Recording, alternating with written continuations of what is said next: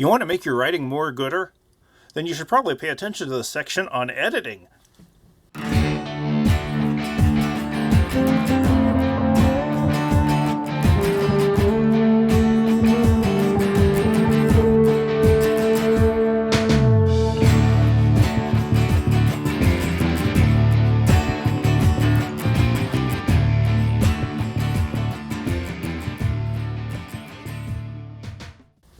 Editing is about making the language work as well as it possibly can work, getting the right words, making sure the phrasing is right.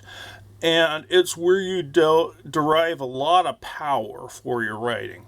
You should hopefully already have the argument set by this time, but when you get into editing, it's about making sure the language just gets in there and helps you punch the reader in the face with your argument. Editing is one of the important tasks because what it does is it forces you to focus on language. Make sure the language is right. Hopefully, when you've revised your paper and you focused on the argument, that's all put together. But this is a method of communication, writing. So we want to make sure that the language is as clear as possible. One of the parts of this is moving from writer-centric to reader-centric writing. What I mean by that? When I'm a writer, I'm worried about putting the argument together. I'm worried about taking all the stuff that's in my head, arranging it properly, and getting it down on the paper. That's not how readers think about things, and you can't assume that the reader is going to think about the topic the same way as you are. There's no way they can, because you're the one who's been studying on it, and you should be an expert. And if they were already experts, there's no point in really talking to them about your ideas. So, how do we think about readers? When I'm reading papers, I read it from a stupidly literal, stupidly critical perspective.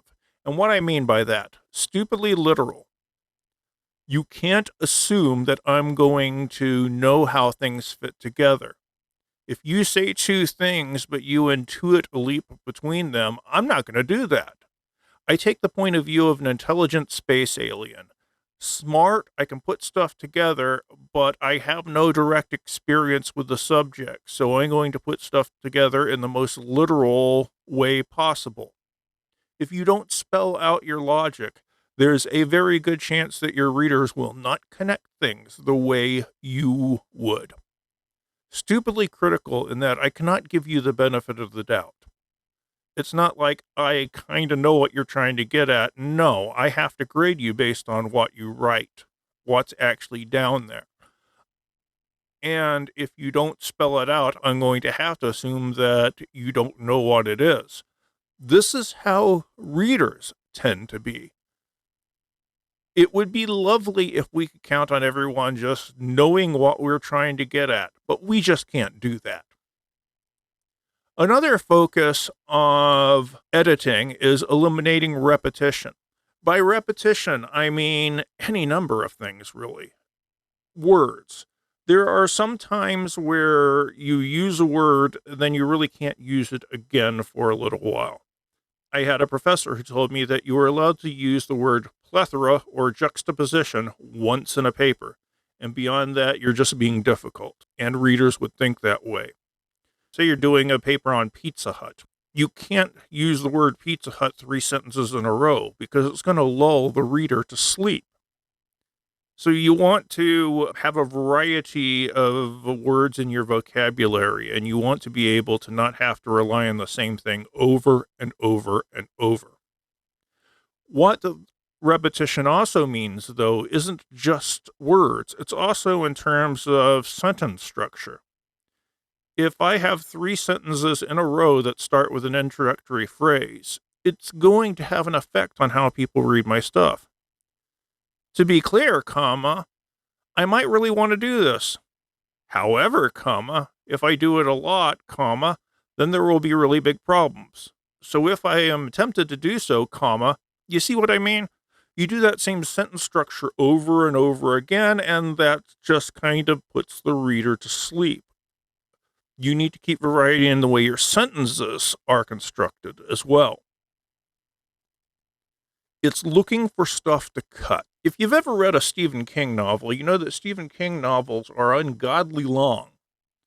Well, In his book on writing, he says that his second drafts are usually about 30% shorter than his first drafts. His editing is an awful lot of going in and finding stuff to chop. Prepositional phrases can almost always go. Repetition, of course, can usually go. The word that. I had one of my peers when I was going to grad school told me that I could eliminate 98% of the instances of the word that, and my meaning would still be pretty clear. So I tried it.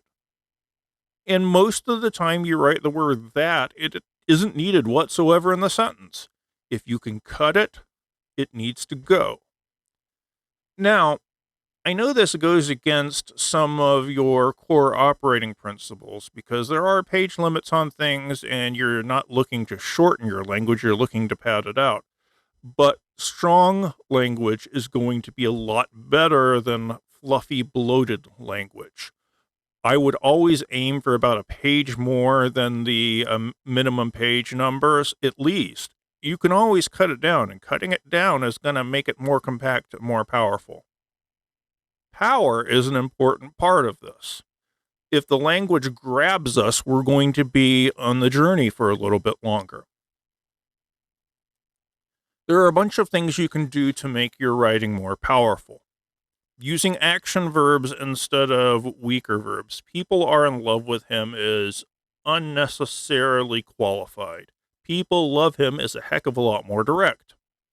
Directness is good. Editing is absolutely essential. Does the word absolutely help you whatsoever? So why is it there? It doesn't need to be. Use noun modifiers instead of tips on editing, editing tips. Avoid using filler words. It's fun to edit is unnecessarily long. Editing is fun is much quicker, more direct. Really bad. Oh, you can do better than saying really bad. It's terrible. Avoid nominalization. I would say this fits with passive verbs as well. The problem with them is they're too wishy-washy. Proofread your post is a heck of a lot better than give your post a proofread. Now, let's talk about the comma thing for a second. It says use the occasional comma for clarity. It has been my experience that about a third of every single class has been told some point in their life that you put in a comma wherever you would take a breath while reading something aloud. That is wrong. We'll talk about comma rules in a little bit, but just saying use the occasional comma for clarity doesn't really cut it. There are actual rules for using commas. We'll get to them in a minute, though. Let's go back to the weak adjectives and the weak words in general. We have vocabulary, and since we have vocabulary, there's no reason to use the same word over and over again, because it's not particularly precise. The word very. I don't like saying the word very, because you can get a lot more specific. He's very shy. I don't know what that means. He's incredibly shy. Gives me a much clearer picture. He's uniquely shy. Says something slightly different. He's exceedingly shy, more than he ever needs to be. He's wholly shy. There's nothing in him that isn't shy. By using a more precise word, you not only make your writing a bit more powerful and colorful, you also are able to hone in on the specific meaning a little bit better. So, very is not the best thing to use. Get specific. There are things that you should go out of your way to avoid. Today's society, whenever a student writes today's society or in modern times, I have no idea what they're talking about. It's been my experience that undergrads tend to have a really weird view of what is recent. If you talk about a movie that was 20 years old, I've done that before. I taught The Matrix, and everyone went out of their way to tell me how old they were or if they were even born when The Matrix came out. I don't know why. Yet, if I were to ask you your favorite TV show, I can guarantee you that at least 3 or 4 people in this class would say The Office, which hasn't been on for how long? So what does today's society mean? The reason I hate this phrase is because it tends to get used in sentences like this. In today's society, teenagers listen to a lot of music. When has this not been the case in the last 100 years? Do we listen to more music in the last 10 than we did in 30 years ago? You can get precise and list out stuff. I'm not really a big fan of seeing phrases like in conclusion, or first we will talk about, then we will talk about, so on and so forth. Don't get me wrong, I want you to have an order and structure, but I should know that something's the conclusion because it's framed like a conclusion, and it comes in the place of a conclusion. Olden days. Again, I don't know what this means to you. I can tell you that when I was 20, thinking 10 years ago seemed tremendously old to me. Now that I'm 132, 10 years ago doesn't really seem that old. So it's all a matter of perspective. And besides, you can just tell us what time frame you're talking about and get more specific. Should. I hate the word should. Because the word should implies that there is behavior that everyone ought to do. What it really implies is that there is an absolute moral structure which everybody should be aspiring to. You can't prove that. And I don't believe it, really. There's certain things that nobody really wants anyone else to do, but the list is kind of small. Should is almost always, I think you should do this, which is personal opinion, not argument. So the word should, just get definite with your claim.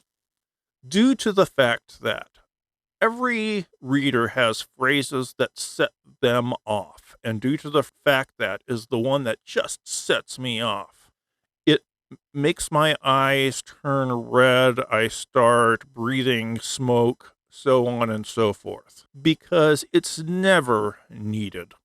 Due to the fact that I got drunk, I fell down. No one in the world would ever say this. No one in the world would ever say due to the fact that anyway. The only reason a writer would use a phrase like due to the fact that is the same reason why the writer of The Punks Yesterday and Today used the word populace. Trying to sound smart. The problem with trying to sound smart is you end up sounding like you have to try to sound smart. In other words, it makes you sound like you're dumb trying to sound a bit better. According to Webster's Dictionary, or the contemporary version, I guess, is dictionary.com. Hopefully, you're not going to try this because you have done the syllabus quiz, which talked about how specialized sources are required. I don't trust Webster's Dictionary. It's a general reference source. We're in college. We can do better. I believe that. Again, I don't really care what you believe. What can you support with evidence? Therefore. Therefore is just one of those words, again, that sets me off. You could use it once or twice, but beyond that, if you throw in therefore more than twice in a paper, I just kind of get the opinion that you're showing off that you know the word therefore, or you're trying to sound smart. It is always better to be as plain and as clear as you can. Now, these are all word level changes we're talking about, but there's something you should be aware of. If you change one thing, you're going to change the context, or at least you have the real potential to change the context. Changing one thing tends to lead to a change in the overall perspective. So when you start changing the language, go back and look to see if you're still putting forth the same message. Your language as strong as possible. Get it as concrete as possible. Get it as specific as possible. And these things are going to do a great deal towards helping your argument really land. Now it's just time to move on to the nitpicky stuff. We'll talk about that in the editing video. See you then.